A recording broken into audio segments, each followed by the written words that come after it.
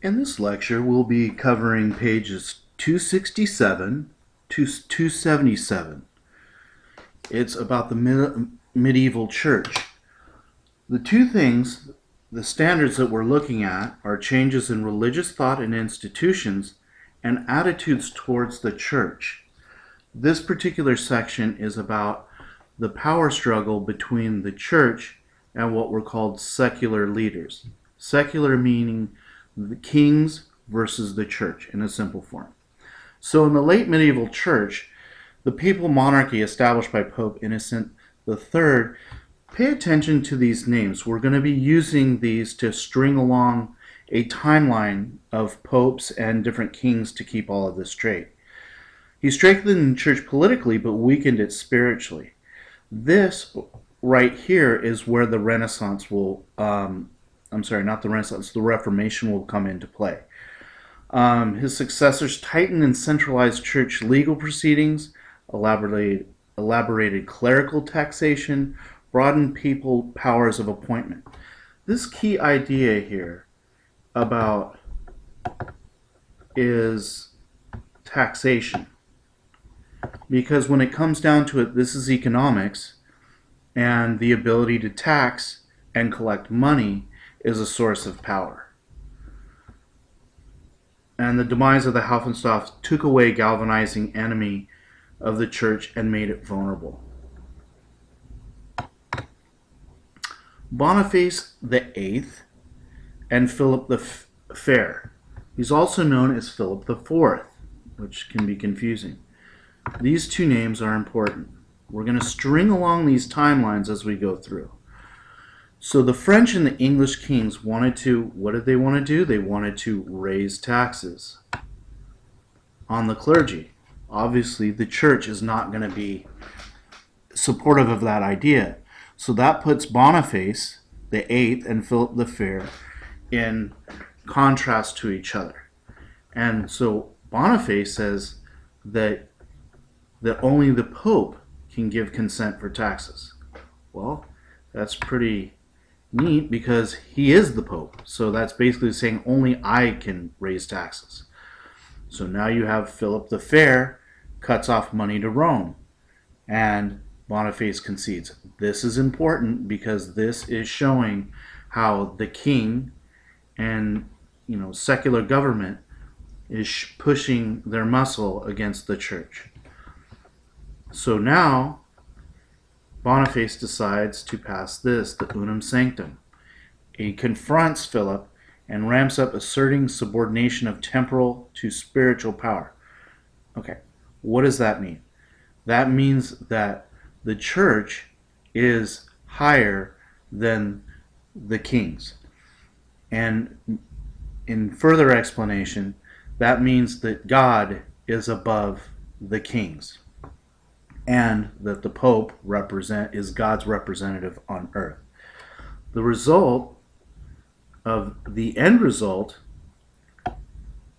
and you always want to look for a result for these things, is that the popes are never taken seriously again. So the church is losing power. Keep an eye on that.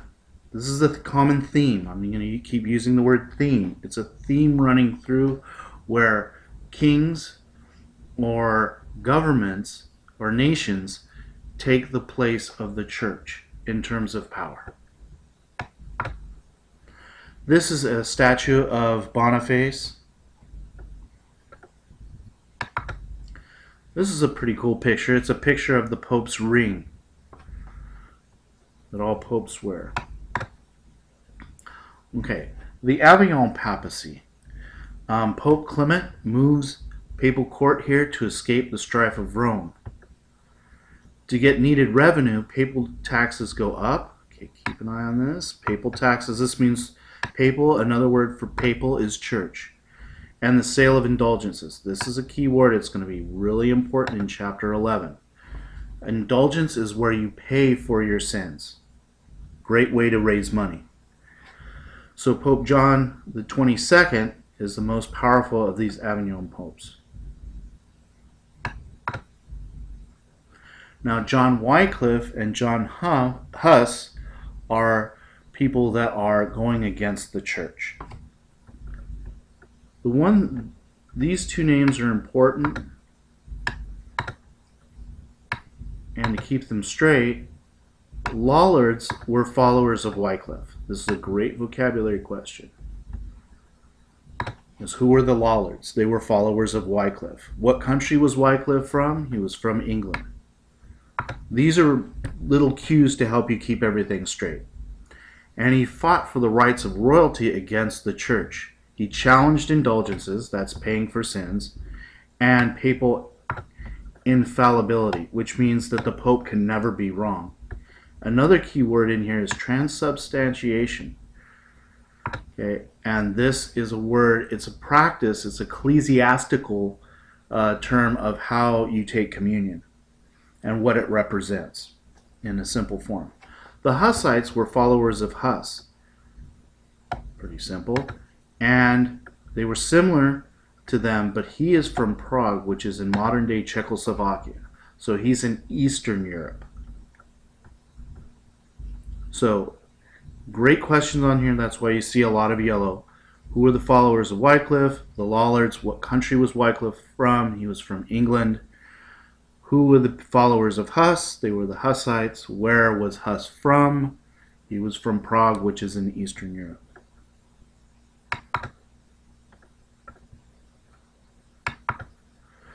And there's a picture of the church and Huss going to be executed.